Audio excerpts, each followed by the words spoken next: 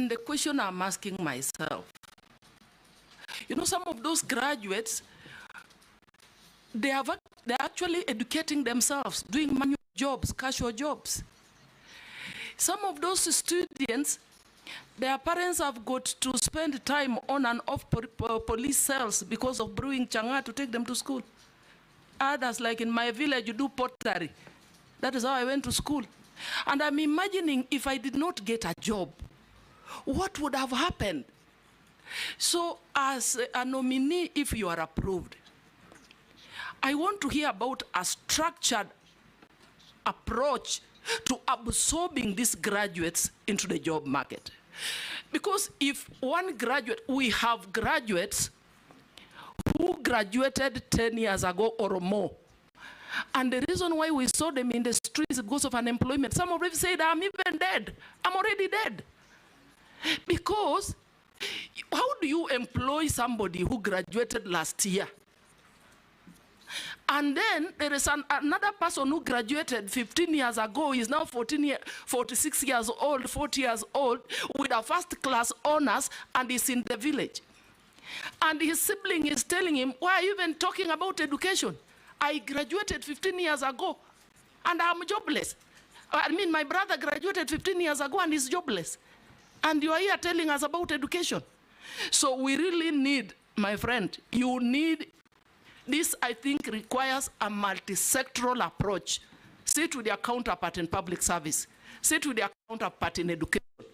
Probably borrow a leaf from TSC, where they say, first come, first serve. Why should this other guy, the parent has struggled as a degree, retire before getting a job? And somebody who graduated last year, because of the networks, the connections, gets a job before the other. And that takes me to the question of corruption.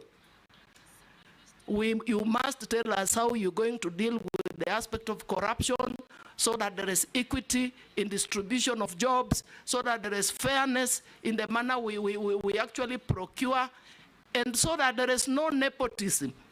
That now, because it is Mutua in this Ministry of Labor, it is only people from your region who will have to go to take these jobs in the US or in Germany. I think that is my concern. Once we address that as a country, then I can assure you we will not have young people in the streets. Thank you. Caleb. Thank you, Mr. Speaker. Mr. Speaker, I have 3 questions, but I'll ask one. If I get an opportunity later, I'll ask the other 2. I'll allow you to. Okay. Now, Mr. Speaker, I think I have vetted the nominee before, and of course, as a member of the Committee of Defense and Foreign Relations, we have interacted a lot. And I'm not going to vet you based on what you're going to do. I'm now going to look at your history. You've said that you've worked in government for 20 years. And I want to give you some of the excerpts from what you've said in public while serving in those offices.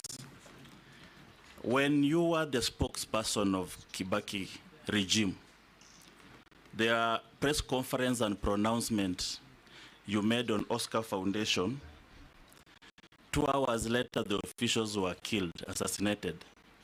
It gave the regime a bad name.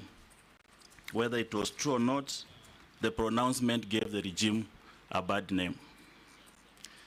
In the same regime, you also pronounced yourself to the visiting senator, Senator Obama, as a very small man that we should not bother about. He later became the President of the United States of America. It also gave your regime a bad name. Later on, you also said that you want to rejuvenate the entertainment industry.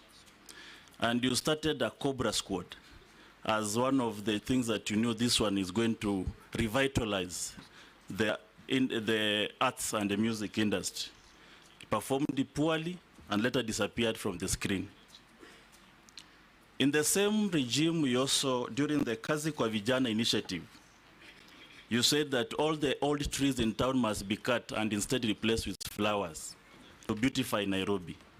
Something that did not go on well with the environmentalists and the champions of tree planting.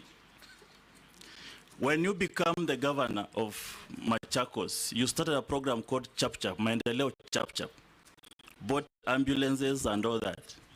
Most of those programs flopped, and nothing much came out of it. You actually turned it into a party called Maendeleo Chap Chap instead of the Maendeleo itself. Later on, during the stint as a governor, you once visited the State House with the Right Honorable Raila Odinga, and you confessed that be fair to him, it was not a stint. He served 2 terms. Yes, 2 terms. Yes.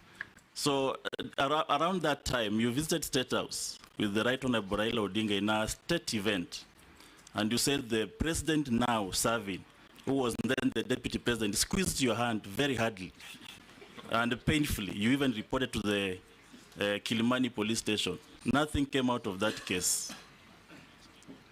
Recently, as a Minister for Foreign Affairs, on an X, what is now called X, it was called then Twitter, when Turkey had a devastating earthquake where thousands of lives were lost, you promised on the behalf of the Kenyan government that food and the medicine will be donated to that country.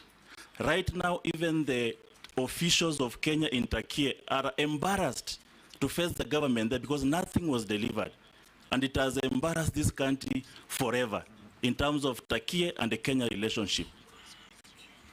And lastly, where you just came from, as a Minister for Tourism, you said that all tourists arriving here must plant trees.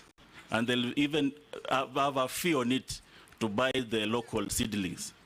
Something that we don't know whether it was passed by the cabinet, where it was a road declaration. This one puts a lot of skeleton in your closet. What do you say about it?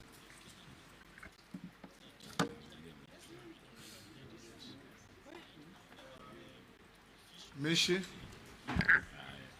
Yeah, thank you, Honorable Chairman. You hold, I think that's quite a mouthful. Let's have those 2. We have had, it's 3, yes. Dawood, Mary, and Amisi's charge sheet. Thank you, Mr. Speaker. So let me start with Honorable Dawood.